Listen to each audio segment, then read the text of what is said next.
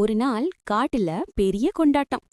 அங்க இருந்த எல்லா பறவைகளும் மிருகங்களும் சேர்ந்து கிளிக்கு சுயம்வரம் நடத்த முடிவு செய்தாங்க. காட்டே முழுக்க அலங்காரம், குயில் பேக்ரவுண்ட் மியூசிக், குரங்கு கிரவுட் கண்ட்ரோல் எல்லாம் ரெடி. முதல்ல மயில் வந்தான். அவன் வால் பறக்க பறக்க என் நடனம் உலகத்திலே சிறந்தது என்று காட்டி அழகா நடனமாடினான். அங்க இருந்த எல்லோரும் கைத்தட்டினாங்க. அடுத்தது கழுகு. அவன் தன்னோட பெரிய இறக்கைகளை விரிச்சுக்கிட்டு, நான் தான் பலசாலி, என்ன போல வலிமை யாருக்கும் இல்லை அப்படின்னு பெருமையா சொன்னான்.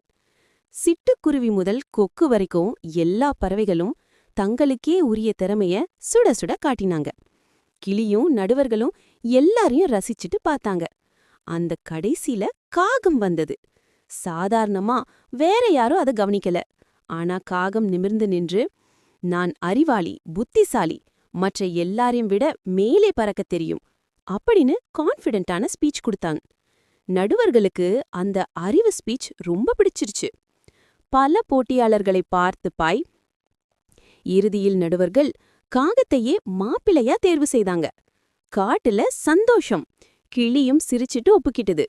திருமண ஏற்பாடுகள் ஃபுல் ஸ்விங்ல நடந்தது. திருமணம் நடக்க போற நேரத்துல திடீர்னு சைரன் சத்தம். டண்டான் டண்டான். போலீஸ் வந்து நிக்கிது. அங்க இருந்த எல்லாரும் அதிர்ச்சியா பார்த்தாங்க.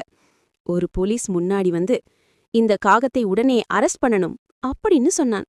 காகம் பயந்து, ஏன் ஐயா, நான் என்ன செய்தேன் அப்படின்னு நடுங்கி கேட்டான். உண்மையா காரணம் இதுதான். போலீஸ் சொன்னாங்க, நிலாவுல வடை சுடுற பாட்டி ஒரு பிரபலமானவர். அவங்க சுட்டுட்டு இருந்த வடைய இவன்தான் திருடி சாப்பிட்டு இருக்கான். அதனால தப்பிச்சு ஓடி நிக்கிறான். அதை கேட்ட உடனே காட்டுல இருந்த பறவைகளும் மிருகங்களும் அடடே இன்று வாய பொத்திக்கிட்டாங்க. கிளியும் தலை